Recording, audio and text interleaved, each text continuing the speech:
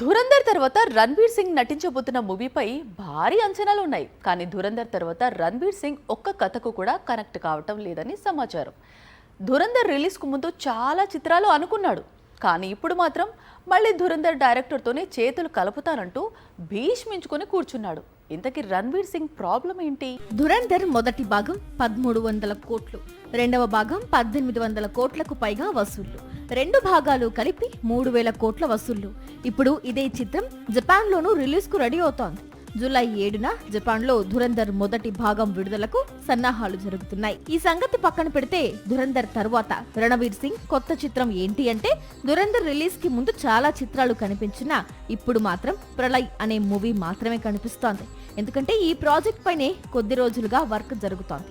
August నుంచి ఈ చిత్రం సెట్స్ పైకి వెళ్లనుందని, దాదాపు 300 కోట్ల భారీ బడ్జెట్ తో తెరకెక్కే ఈ జాంబీ కథను జై మెహతా అనే యువ దర్శకుడు తెరకెక్కించబోతున్నాడు.